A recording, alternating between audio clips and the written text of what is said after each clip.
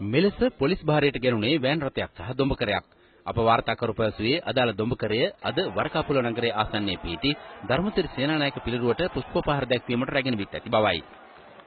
මේ අතර අද පස්වරුවේ කොස්කොඩ පැවති සිවිල් ආරක්ෂක කමිටු දැනුවත් කිරීමේ වැඩසටහනක් අතරතුර පොලිස්පතිවරයාට මෙම සිදුවීම පිළිබඳව දුරකථන ඇමතුමක් ලැබුණා. අපිට කමිටුවක් කියලා තියෙනවා කියලා ගන්න යනවා.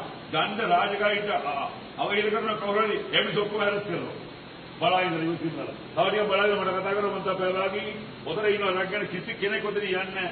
එක මිනිහෙක්වත් සටහන් දාන ඔක්කොම ෆොටෝග්‍රාෆ් කරන ඔක්කොම වීඩියෝ කරන ඔක්කොම බලලා ඉන්න හරියට දැක් කරනවා වාහන දෙක අනිවාර්යයෙන් පොලිසිය නේද යන්නේ. ඔතන රැගෙන ඉන්න කට්ටිය තව කට්ටිය කියනවා STF එකන STF එක එන්නවට STF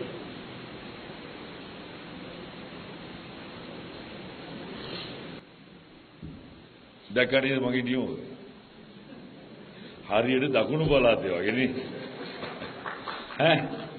හරියට මේ ගොස්ගල පැත්ත වගේ.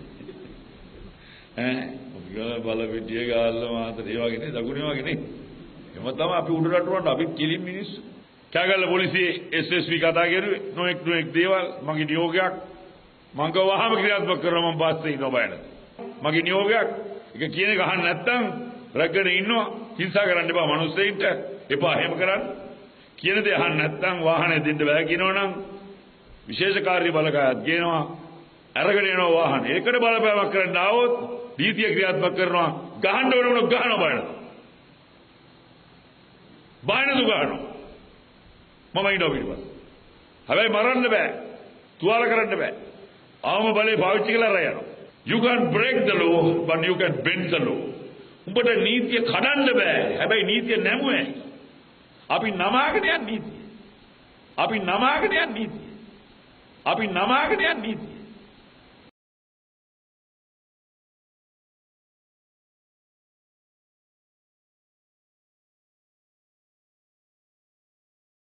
අපි නමාගෙන යන නීතිය.